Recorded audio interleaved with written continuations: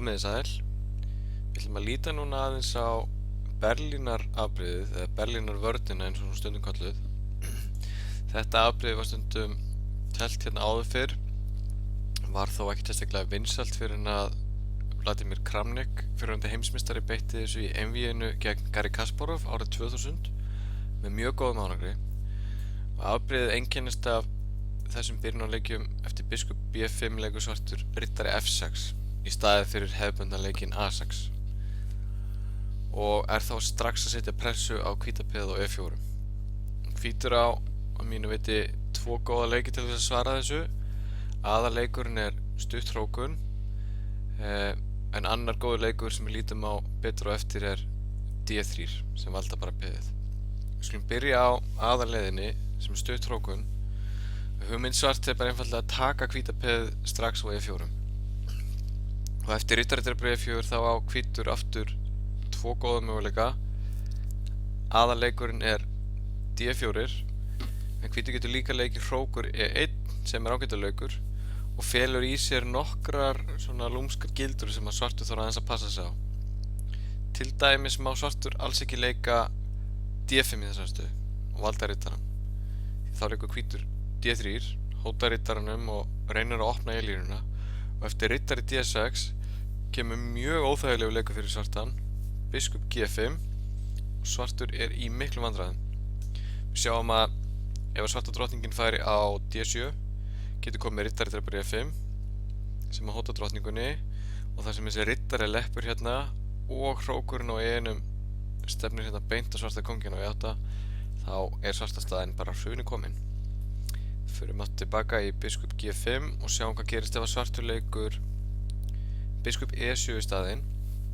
Þá drepur hvítur riddarann á C6 með skák og tekur svo á E5 og er þá að hóta peðin á C6, og ef að svartur drepur á G5 þá tapar hann drottningunni með fráskák.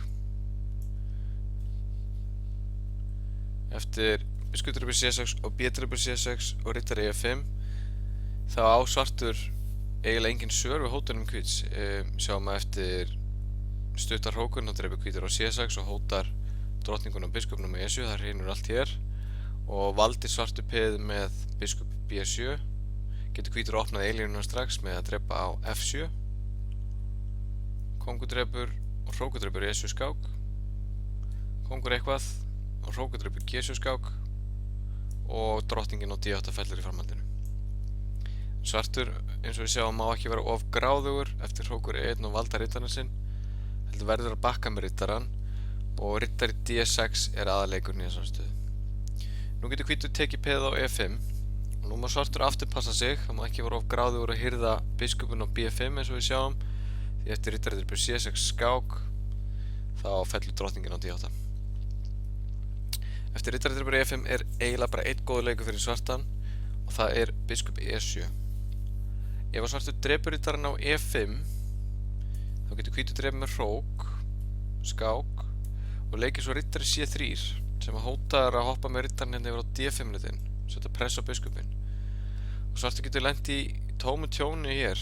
Ég held að skásti leikurinn sé C6 og þá getur hvítur með þess að bakka með biskupinn á D3 og tilbúin að valda usla á svartu kóngstöðunni, hrókir svartur stutt, og ef svartur tekur biskupinn á B5 þá er hann bara með tapa-tapa eftir riddari D5.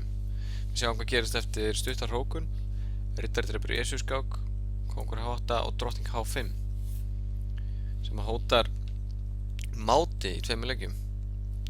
Ef að svartur leikur riddari D6 þá kemur drottning drepur H7, kóngur drepur H7 og hrókur H5 mát, svo kallað Anastasíu mát. Ef að svartur leikur G6 í staðinn þá getur komið drottning H6, D6 og hrókur H5 sem hóta máti á H7, og ef að svartur drepur hrókin þá kemur drottning F6 mát. Þetta er dálítið skemmtilegt afbrigði og það er gaman að fá þetta upp í skákum. En eftir biskup E7, þannig að segja riddari drepur E5 og biskup E7, þá á svartur að vera í nokkuð góðum málum. Svartur hótar núna að taka biskupinn á B5 sem verður að fara eitthvað, og algengast er að bakka með biskupinn alla leið hingað tilbaka á F1. Þá getur komið riddari drepur E5 og hrókur drepur E5 og núna stutt hrókun og nú svartur ekki neinna hættu eins og áðan en það hvítur ekki einu sinni komið með riddarann sinn út. D4 er algengasti leikurinn, þá kemur biskup F6 og hrókur E1 og riddari F5 sem hóta piðinu, C3 og D5 og svartur hefur að mínu viti algjörlega jafnatafli og það þarf ekki að hafa miklar áhyggjur. En þetta er kannski gallinn við þennan hrókur E1 leik sem vorum að skoða hérna, að ef að svartur teflir þetta rétt þá getur hann fengið upp jafnastöðu. En hann þarf að passa sig svartur og það er ýmsa gildur á leiðinni, þannig að hrókur E1 getur alveg komið til greina. Í versta falli þá fær hvítur upp þessa stöðu hér sem er svona nokkuð jafn. En aðaleikurinn í þessari stöðu er D4 og þá leika menn riddari D6. Ef að svartur drepur núna peðið á D4, þannig að segja E-drepi D4 hér, þá getur hvítur leikir hrókur E1, leppa riddarann og eftir D5, drottning drepi D4, þá svolítið pressa á svörtum.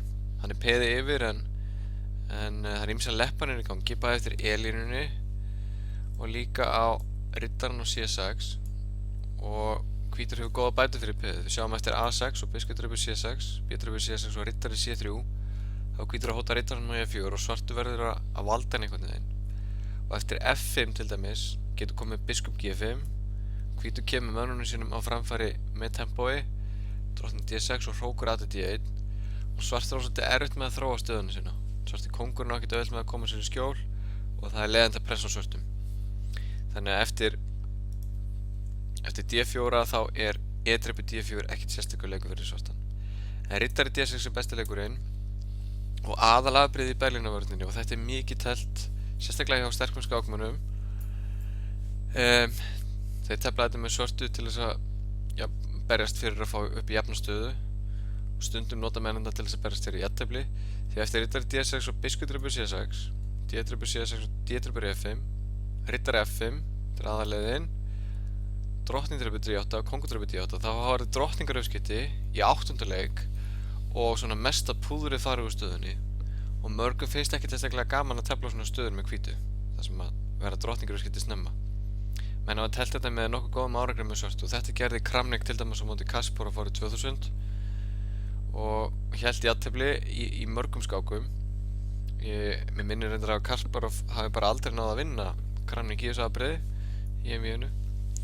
Möguleikarnir fyrir hvítan í þessari stöðu eru margir. Hvítur hefur svipað í uppskiptaafbrigðinu í spænska leiknum heilbreiða peðastöðu en svartur hefur biskupaparið og eitt galli kannski við svörtu stöðunni er að hann hefur tapað hrókunarréttinum, kóngurinn er á D8 en það er allt í góðu lagi því að svartur getur til dæmis bara að fara með kónginn sinn aftur á E8. Í þessari stöðu þá skiptir máli að hafa alltaf góða tækni, að vita hvar maður á að stilla mönnunum sínum upp. Þetta er svona hálfgert miðtafl, hálfgert endatafl og þetta hendar sterkum skákmönnum býsna vel að tefla svona stöður. En það sem ég ætla að mæla með að þið gerið það á móti Berlínarvörninni, ef við förum aftur tilbaka í riddari F6, er ef þið viljið fá upp stöðu þar sem að mennirnir eru allir inn á borðinu og svona svolítið spenna í stöðunni, þá getið þið leikið þessa stöðu piðinu á D3 og valda bara E4 piðið, sleppti að hrókara í bili og þetta breytir stöðunni töluvert og gerir þetta svona meira hefðbundinni spænsku stöðu, svipað í aðalabrunum í spænska leiknum því að hér er svartur ekkert farið að drepa piðið á E4 og fara í einhverju uppskipti. Algengasti leikurinn og sennilega svo besti þessari stöðu fyrir svartan er biskup C5.